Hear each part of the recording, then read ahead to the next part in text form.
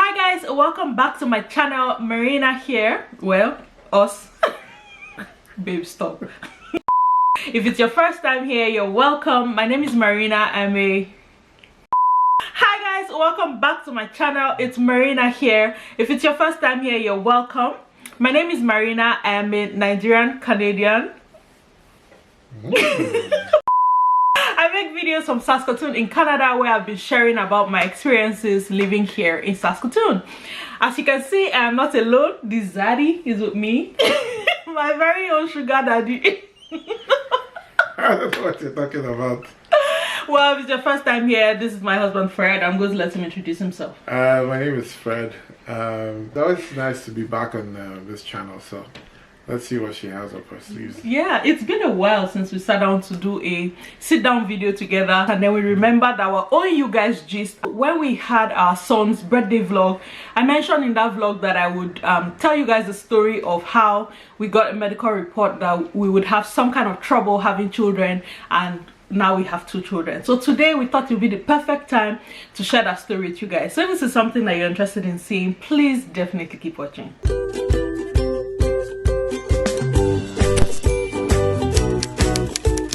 Start the story, and then both of us will share the portions of the story that we remember very well. Okay. So we got married 10 years ago, and the legal ceremony was in July. After the legal ceremony in July, I totally lost track of when I was supposed to get my period, right? And you know how they say when a woman is stressed, when there's tension, it totally can change the cycle. So I didn't even notice in July that I didn't get a period. In August I didn't get a period because the wedding was August 20th. August I didn't get a period. After the wedding, September, I also didn't get a period. I'm like, okay, stress and anxiety has passed. What's going on this time? Mind you, I've always had hormonal imbalance. I've never had, you know how people say, oh, my cycle is like clockwork? Not me. Like, my period shows up, it shows up when it shows up, right? So it was not strange that I wasn't having periods at that time. So in September, after we had gotten married and I still didn't get a period, I thought, okay, this one is not it's not stress and anxiety anymore. What's going on? So the first thing I did, took a test. It was negative. So I went to the hospital and did a blood test.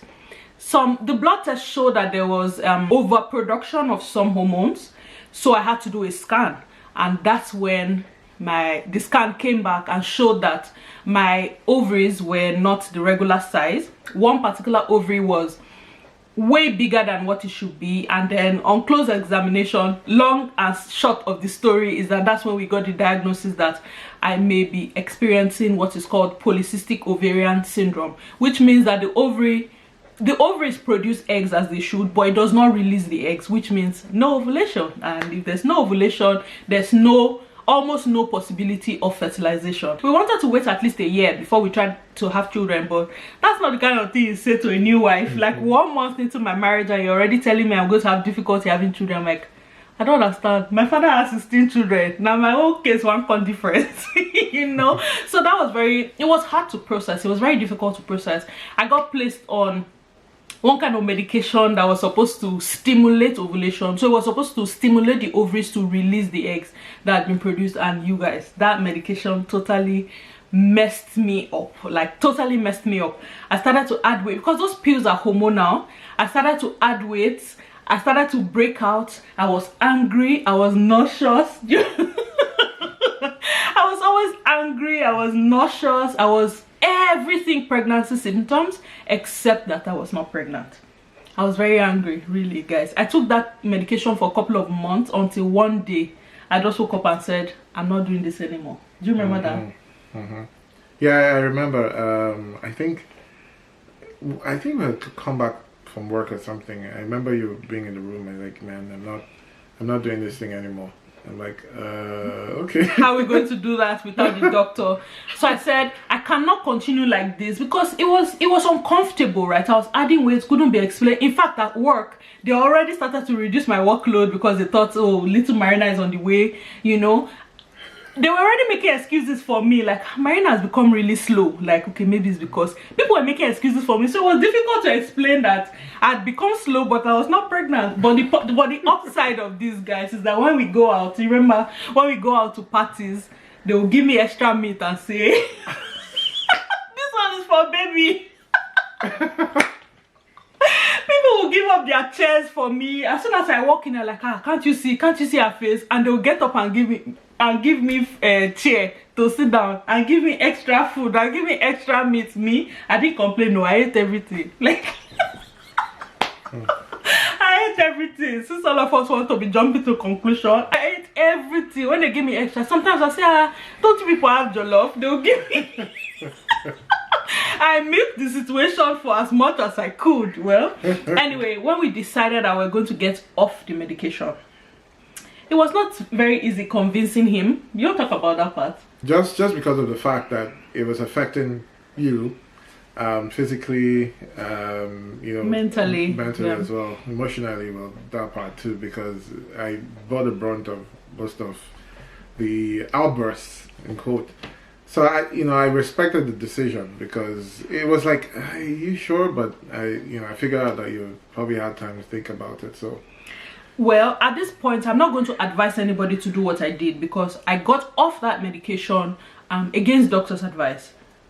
Not against doctor's advice. I did not tell the doctor that I was getting off the medication, but I was just, for me, what I wanted at that time was to take a break from it. I just thought taking these hormonal pills every month, is it doing more harm than good? I just didn't like the effect it had on me. I didn't like that my emotions were all over the place, my moods were all over the place. So I thought, you know what, I'm going to take a break from the medication, and if this thing does not regulate itself, we'll go back on it. So please, if you're taking any medication right now for any reason and you're going to get off the medication, make sure you're speaking with your doctor and confirm that it is safe to do that before you do that, okay? So for me, that's what I did. I got off the medication, and the medication is expensive. Let's not even, we forgot that part. These medications are expensive. It's not because of the money I got off, but I just thought, you know what, I need to breathe. Like, let's take 1 month in between. So I got off the medication, and long story short, I had a period maybe once or twice in that period that I stopped, and then I didn't have a period anymore. For me, I just came to the point where I knew that I was not going to let my life pause because of the medication, because of the diagnosis. We could not afford to now put our lives on hold. Don't forget, we're newlyweds. Newlyweds are supposed to be enjoying each other, just exploring each other, getting to learn, and just getting used to this new life now together. So to just have that medication thrown into the picture, it was almost, we were almost going to let it completely change the way our relationship was. You know, we had to now sit down and make that conscious decision that, babe, while we're waiting, I want you to talk about this part. Yeah, exactly. While we're waiting, we just have fun in the process. You know, I think, you know, we ended up doing a lot of things then. Like, you know, we tried out plenty restaurants. Yeah, that was something. I'm probably coming back from work. I'm like, hey, you know what? I just found this new place that we should go, and we're off, right? Remember that place? Zone 4. Yeah, that was food was really good. So we decided to just, you know, put that behind us and keep moving forward. At least that was our. It was not denying what was the fact, but it was working around the situation and just trying to move on. Because the truth is, there was only one way it was going to go. Is either we had a baby or we didn't. And if we didn't, then what happens to our relationships? At the end of the day, it was supposed to be us. Exactly. First, it was us first before children, you know. And guys, one other thing I'm going to mention here. We're Christians, and so we held on to the promises in God's words, and we decided that, you know what, God, we trust that you're going to give us children. In your own time, you make everything beautiful. But even if you don't give us children, nothing shakes. It was not going to be a test of our faith. We chose, it was a conscious decision to do that. It was not rosy all the time. There were times where I was the one who was down and he would encourage me. There would be times where he was the one that was down and encouraged me. There were times where both of us were just flattered down and we cried and wallowed in our misery by ourselves. Anyway, so that was there. That was there. Like, the process wasn't always rosy, but we held on to what we believed. We held on to each other. We supported each other and decided that, you know what, we're always going to have each other regardless of what happened. And I think that really helped how we were able to manage that phase in our relationship. Anyway, like I said, so I got one period and didn't have any more periods, and I went about my business. I didn't go back on the medication. I went about my business and just carried on with my life. And then one day I was cleaning out our room, and because I always had to test at different times to say, okay, are you pregnant, are you not pregnant, I always had like a box of home pregnancy kits at home. So as I was cleaning, I saw one of them, like it was like at the end of the pack, but it fell between my dresser and the wall. So I picked it. I didn't want to throw it away. I just thought, instead of me to throw it away sealed, let me just use it so I can throw it away. That's how I did the pregnancy test. And guys, I went back to pick that thing up to throw away, and it had 2 lines. I did not believe, like, I looked at it, I'm like, it's not possible. So I went out and got more packs, more tests, and did all of them, and it had 2 lines. He was at work, I was at home. I think I was resuming like later that morning, and I called him. I'm like, dude, this is what's going on. And he was very excited. When we got home that day, we did another test. He was there together. We both saw the double lines, and we couldn't be more grateful. We were just very happy that day. After some time, then we shared the news with our family. It was our immediate family first, and then after some time before we shared with friends. In this whole period, guys, while we got the diagnosis and dealing with all that medication, we did not tell our friends and family. Some of them are going to be hearing this story for the first time in this video. If you are angry, you are about 10 years too late. If after you watch this video you are still angry, you are going to need some cold water with ice and a splash of lemon, you're gonna be all right. So we shared the news with our family, with our friends, and everybody was very excited. We were very happy for us. Pregnancy was smooth. When Jeremy was born, we were alone. For me, I think the post-delivery, after the babies are born, is always the difficult part of my labor and delivery experience. I had postpartum hemorrhage. I was bleeding. The doctor could not explain why I was bleeding. It just seemed like he didn't really understand what was going on, but got to control of that situation. So when Jeremy was born and the doctor, the nurse, handed the baby over to him, because I was still getting cleaned up and stitched up and all that, he waited outside the door. I was waiting. Where's my wife? Where's my wife? His wife was not forthcoming. But by the way, I wanted to come inside. And they said, no, you can't come in. Like, oh, okay. But, I mean, I was going to come inside. Anyway, they handed the baby over to him. And when his wife was not forthcoming, the husband, explain yourself. What did you do? No, I was, of course, naturally worried. Like, where is she? Why you handed over the baby? Okay, where is the mother? Like, you know, so I was concerned then, started to get a bit upset, you know, but I was still trying to be polite about it and all that, but it wasn't funny, to be honest. Yeah. Then he put the baby on the table, on a, was it a bed or a table? He put basically put his newborn child down and came to the door of the delivery room. I was saying, where is my wife? Where is my wife? They now let him enter. I carefully put the baby down. Eventually they had to let him enter because the guy was just yelling, where's my wife, where's my wife? So he came in after a few minutes. I'm like, baby, go and get the baby. So he stepped out and carried the child and waited for me. And after a few minutes, it was okay for us to go. We're all okay. Fast forward to 7 months with our newborn. Again, the exact same way that the first pregnancy test played out is how the second one played out. There was no reason why I should be testing for pregnancy. It was over Sabi. That's how Marina went to go and test again with a 7-month-old baby, and your girl was pregnant again. I'd had like a couple of periods after that, but because I'd gotten used to irregular periods and hormonal imbalance, I did not think that could happen at that time. Yeah. 7 months later, Marina carried another belly. You guys, I cannot tell you that the first emotion that I felt was joy. I cannot admit that. It was not yay, but I'm like, oh my god. The first thing that came to my mind was, how am I going to cope with this? Who is going to give me maternity leave for 2 consecutive years? I thought, first thing, I'm definitely losing my job. I'm going to be miserable. I'm going to be frustrated. I just started thinking about all the many things that could go wrong. So I spoke with my doctor, and my doctor said, okay, you know, it's not the worst thing that you're pregnant the second time. It's not the worst thing. She finished the counseling, did her professional part as a doctor. This doctor is also a friend of my family. After she finished the professional counseling, she called me later that day and said, this is not me calling you as your doctor. This is me calling you as a friend of your family. you must be very stupid if you are crying that you're pregnant the second time. And she's like, Marina, you got pregnant the first time was a miracle. You're getting pregnant the second time. If you believe in God, you better go and do Thanksgiving and hold on to that your God, because I have patients who have not gotten a story like your own. So you better be grateful. She encouraged me, so we decided that, you know what, there's nothing we can do at this point. We're going to be excited regardless. So we shared the news with our families. Some of our mothers laughed at me.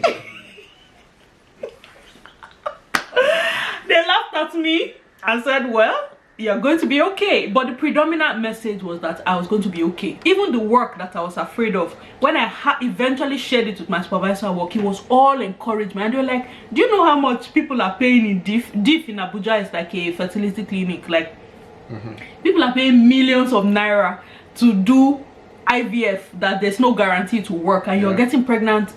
Don't worry, you'll be okay. You will look back at this time and you'll be grateful that this happened the way it is. And guys, I cannot tell you how grateful and how blessed we are when we look at our children today. You know, the journey that led to us having both of them back to back, for that matter, like, I couldn't be more grateful for all that it was. That's our story of how we went from you can't have children to having 2 children back to back. Yeah, what else? Well, yeah, while we were waiting, we decided to, you know, we said we wanted 2 kids, boy and a girl, and then we named them. So that was something we did, and like Marina said, we're people of faith, and we took that step of faith to do that. It almost seemed like we knew what was going to happen, and then it just fell into place. So that was awesome. So even when they're like, oh, what names are you going to give them, we already knew. We knew, yeah. We were just laughing. In the waiting process, that's part of what we did by not sitting down and just staying miserable until the report changed. In the waiting process, we reaffirmed the names that we wanted to call our children. We started to describe what we wanted to see. We started to, it was almost like we were plotting the graph of, oh, I know it's going to be like this, it's going to be like that. And guys, funny enough, some of the things we said in that period, we're seeing it manifest today.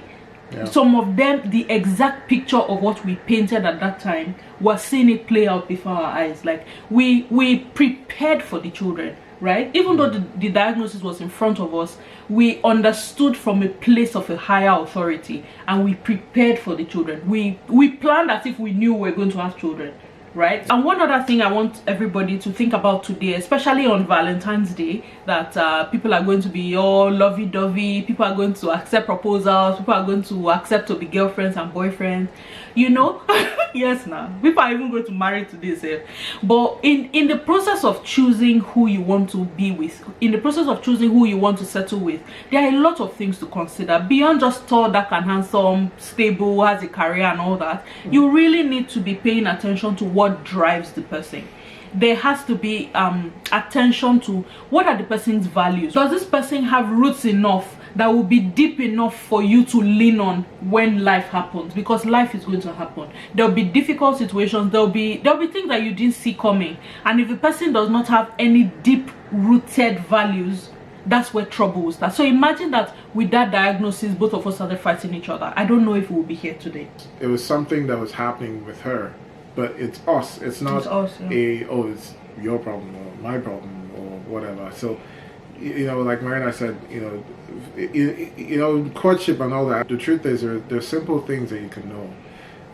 How your girlfriend and boyfriend treats other people, how they react in difficult situations. You know, that's when the real person really comes out, right? So like she said, I wouldn't say it was easy. There were days where, you know, we just came back from work, or she came back from work, and it was all gloom and doom, but you know, find things that would get you guys talking and all that. So yeah, I just want to use this opportunity to mention one other thing. Some of those days where I experienced doom and gloom was not because I sat down and decided to be miserable. It was almost always third-party interference. It was always the question of, why are you not pregnant? Or are you pregnant yet? Or when are you going to start having children? You're still doing CC, you don't want to get pregnant. And questions like that and comments like that from people who may or may not have meant it maliciously, but that part is a big part of most of the down days that I had. So if you're out there and you know somebody, or you know a couple who have been married for however period of time and they don't have kids, please don't be that person that will go and be asking them, why don't you have children yet? It's already difficult for the couple dealing with the reality that some people are faced with, to now have to put up with third-party interferences. Not very nice. I watched a video recently where a Nigerian YouTuber, she's based in the UK now, her channel name is Nina Gilbert TV. I'll put her channel name on the screen and put a link to the video I'm talking about in the description box for you guys to just hear what the experience would be like from a mom in waiting, right? It's not easy. It's not easy, especially when you know. For me, it was hard because I knew that the issue was me, right? I needed that extra push. I needed that extra support. But what people will not keep their opinion to themselves. So guys, whatever it is you do, don't be that person that will go and ask a couple that have not had children, when are you going to have children? Don't do that. If you're praying for them, don't tell them. Pray for them in your closet. Pray for them in your secret place. You don't have to go and tell them, don't worry, I'm praying for you, you're going to be next. No. It's not easy, guys. It's not easy. See, when it comes to trying to have a child, a couple that's trying to conceive, they don't count by the year. They count every month. Every time the period shows up every month, it's like relieving the pain all over again. So please don't do that. Don't be an extra reason why somebody's going to be in pain because you have an opinion that you can't keep to yourself. Please just keep the opinion to yourself. Don't ask those questions. Don't be that person. Okay, please, that's just the encouragement I want to give everybody. And for everybody who's in a position, who's trying to conceive, babe, do you have any words of encouragement to share? I just, having gone through it, again, it's not about how soon it happens, but the fact that it would happen. Exactly. For us, we just had to go back to the basics. Like, why did we actually get married? It's because we wanted to share our lives with each other. And, children are a result of that, but it's not the reason. It's not the only reason. It's not the only reason why. So it was some of the things. I wouldn't say it was easy. Like we said, it was tough. To the guys, it's just, you just cover your life. Exactly. Really. One of the things that really helped us was the fact that it was only us. It was no, no interference. Yeah, about whatever pressure coming in. It was always us, and just protect her. Yeah, in some cases it's even the men that have the issue. As the wife, protect your husband as well. Both of you protect each other, both of you cover each other and shield each other from the third-party interference, because that's where things start to get messy. When those third-party voices get in your head, you now start to take it out on each other, and you don't need that. For everybody who's still trusting for a child at this time, we join our faith with yours. The experience that I've had is what I can share with you, that at the end of the day, God makes everything beautiful in his own time. But the thing is, we don't have access to that calendar. We don't know when the time is.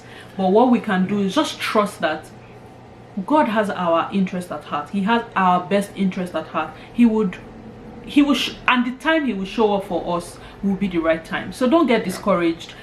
Enjoy each other while you're at it. Don't sit down and be miserable. You don't know how long you're going to wait. You don't want to waste your life being miserable for something that you don't have control over, especially for those people who don't even have any medical reason. There's no reason. It's just not happening. Don't keep your life on pause while that's happening. Still find the things you like and engage in them while you wait. And I pray that in fullness of time you would have the answer to that prayer that you pray. Well, thank you very much for watching this video, guys. We really hope you enjoyed our story time.